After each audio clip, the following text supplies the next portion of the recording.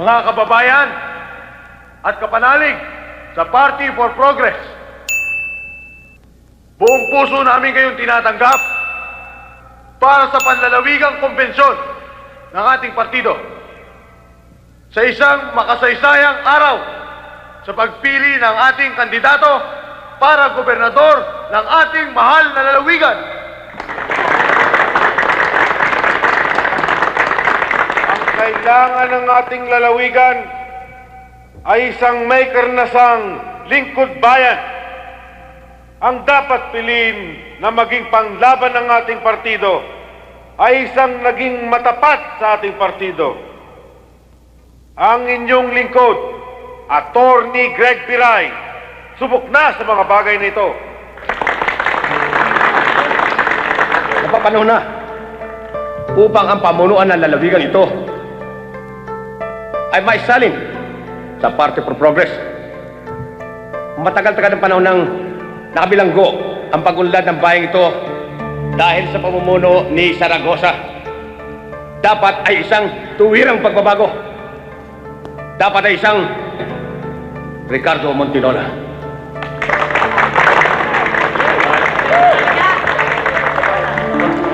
Montinola lang po tayo.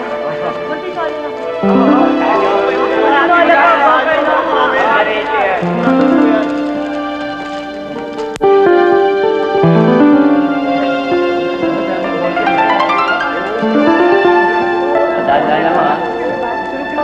Montinola, Vice Governor Lopez, Bocal, Santos, Vanessa, Arizala, Governor Montinola, Vice Governor Lopez, Bocal, Santos, Arizala, Calya, Governor Montinola, Vice Governor Lopez, Bocal, Arizala, Santos, Calesa, Governor Biray, Vice Governor Tornos, Bocal, Santos, Solomon, Arizala, Calesa.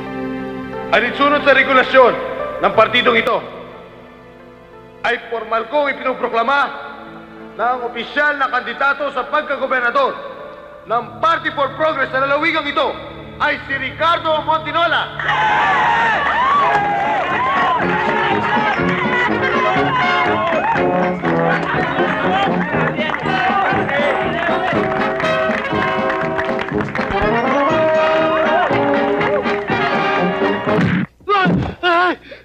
Tayo, uwi na ho tayo.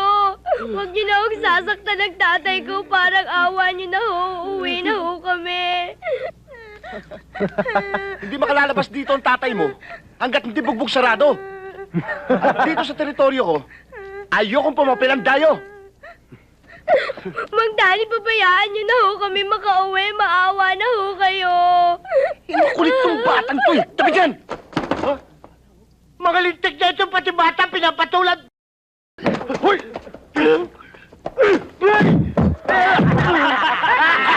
Kaya-kaya natin dyan. Taga-12 yan eh. Taga-12? Walang binatba. Mang Mando, ang tatay ko. Binubugbog, tulungan niyo ho siya.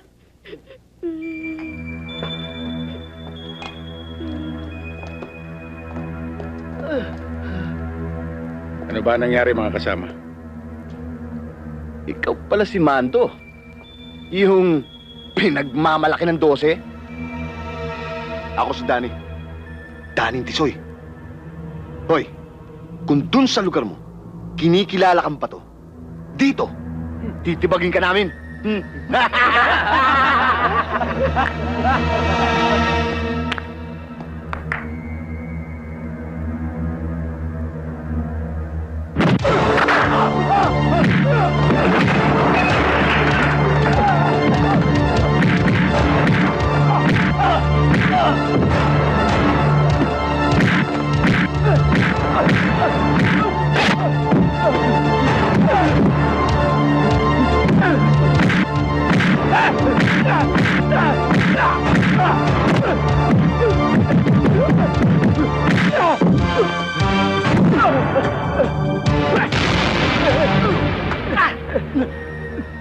Daning Tisoy, ha?